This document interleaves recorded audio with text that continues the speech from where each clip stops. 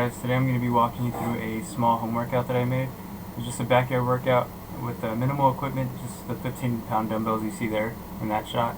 But the point is, a lot of gyms are either closing down or it's kind of not safe to be out there. Some people aren't comfortable being out there, so just a quick idea of a workout you could do at home with minimal equipment. The description says only about 10 minutes for the workout. I mean, in total, that's about what you really need if you want to get it out of the way. The actual workout that I performed maybe took about 20 minutes. I was on a time constraint too, so I figured that's why it would be perfect to kind of still do something and show that as well. So here I'm just kind of warming up, getting the shoulders warm, and it's going to be primarily arms today. The sun is out and it's very hot in Texas, so that's helping me get warmed up really quickly. And I'm starting to realize how important stretching is, and just warming up before working out, not getting straight into it just for joint health and longevity. But I like doing these here for my shoulders. I've hurt my shoulder before, just kind of some minor pain, so these help warm up the rotator cuffs, the part that lets you kind of bend your elbow-ish, kind of. Can't really show you from this clip, but it just helps your shoulder joints, so it's very important before actually going into anything else. And throughout this workout, you'll see that we don't really go much heavy at all. We stay at the 15-pound weight, but so it's kind of interesting. A lot of people think you have to go super heavy to really get a good workout in, and it's simply not the case. If you kind of focus on form, there's different ways you can still get your muscles activated and work out in different ways. So it's always good to switch it up. Here I'm just doing shoulder presses as well to also just get more blood flow in the shoulders. And I know it's arm workout, but I like doing a little bit of everything, because if you do strictly biceps, when people think arms, they think mostly biceps because that's the part that really sticks out.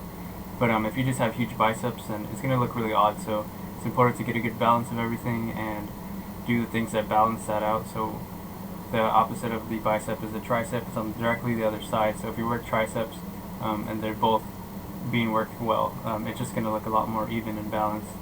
So doing push-ups just to get overall the muscle working in the arm. This does hit tricep as well, and I'm positioning on my hands is a little bit inward, so it's going to be hitting more triceps. Here I go more outward. I'm kind of realizing my form could be a little bit better too, so it's always good to record or having someone work out with you to catch these things. Something I can improve on next time. But when you go wider, you activate more of the wider chest instead of triceps, so that's good. Just trying to get more of a workout in for the arms. And I think soon I start doing burpees here. Something I've started integrating as of recent, because it's kind of a full body workout. You get the core activated, and I don't want to just become huge and bulky. I want to be able to move around. I like doing other things too, like running and hitting the punching bag, or just being able to move and be mobile. And I don't want to lose that by not focusing on agility in any way. So I'm looking to implement more of that too, but this is just something small.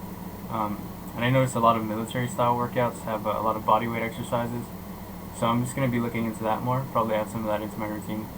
And this is just something I'm starting with, so we haven't directly hit any muscles yet. We're just kind of doing some overall things to kind of lead up to that.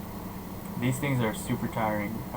Just going to the floor and getting back up, you wouldn't think it's very hard, but over and over again it gets very hard. And you can see I'm turning each time I do it, because my backyard has a lot of dirt and grass, and each time I jump up and hop up, some of that gets lifted into the air. So to avoid that getting in my eyes again, I'm turning around and facing the other way each time. So here I'm just hitting the top of the shoulders, so where you can see the sun is directly pointing at. By having my wrist and my fist turned upwards, that's where that's concentrating. And I'm just going to do, I did about one set of each. If you want to make this a 20-minute workout like the one I did, you could do maybe 2 sets. A lot of times I was also kind of pacing. That's something I do in between sets, is pacing around, so that kills a little bit more time. If you want to up the intensity, just lower that wait time in between. It was kind of hot outside today, so I gave myself a little bit more of a break, which really up to you how much of a break you like giving yourself. But the lower time that you give yourself to rest in between, the higher intensity it's going to be. And obviously when you're not dealing with heavy weight, you can afford to do that, because nothing's going to fall on you or risk any injury. You can kind of push yourself and not be scared of injury.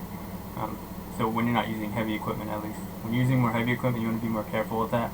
give yourself more rest if you need to. Don't go an ego lift and potentially hurt yourself, and then you'll be out of commission for months, and it's really no fun. So here I turned my fist so my thumbs are pointing up, and that's gonna hit a different part of the shoulder, and I'm doing a little bit of everything on the shoulders. It's one part I'm trying to bring up is my shoulders, and here I'm turning my, I guess you could say, my fingertips to the sky. That's going to hit a little bit more chest and integrate everything in.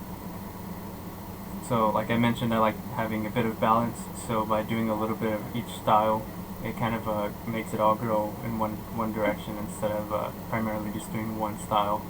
Just something I've always done, and it helps me keep the intensity up and not really fatigue as much, but still getting a really good workout. And these movements are also really working the biceps too and my forearms, because you have to hold the dumbbell.